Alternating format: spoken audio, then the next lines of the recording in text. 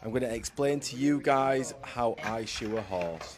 First things first, every great day starts with a strong cup of coffee. First off, put the chaps on.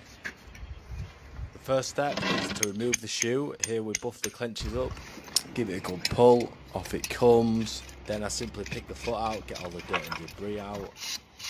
Get a good wire brush, and then we go with the nippers. Now we're looking to get a nice level foot here, so Bubbles don't walk like he's had 6 shots of tequila. I use my rasp to finish off, get an even flatter finish. Here he is. This is Bubbles. He is a beautiful Dutch warm blood. And he's got one hell of a character, let me tell you that. He never fails to make me laugh when I'm shooting him. Bubbles loves to get all close and personal up in your grill. Now we've finished the trimming process, I move on and fit my horseshoe to the same shape as the hoof capsule. Now I simply have to remember an image in my head of that hoof, so I can then fit the shoe to that hoof. It takes some practice, but you get there. I'm not really sure what's going on with Tom here behind me. I think he's just having a little moment. I'm burning the shoe on now to make sure it fits correctly and everything's nice and flat.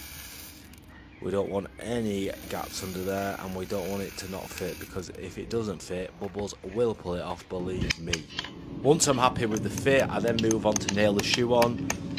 Now, funny enough, Bubbles used to be a bit funny when I took him on, but actually I think he has took a shining to me, because he does let me nail on rather easily these days. He's a good boy for this bit now. Now, a top tip here is don't hit your finger. Believe me, you don't want to do that. It really hurts. Now we're on to the clenching up. Give him a little stroke because he's been a good boy.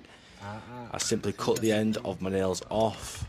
He's trying to run off like he does. Yep, he's had enough. I think he does get bored. A little bit bored now. He has stood there a good 60. Oh, yeah, whacked me in the face with the hairnet. But yeah, we've cut the nails off, and then we rasp them and bend them back on themselves into the hoof wall. And I rasp them off nice and smooth, so it's safe for him and anyone else that'll touch his foot. And last but not least, we give it a good old polish. Now that is the shot window. That you can't tell me that don't make all the difference. The hoof oil at the end is so important. But yeah, there you have it, and that is how I would shoe a horse. That is the process of it, step by step.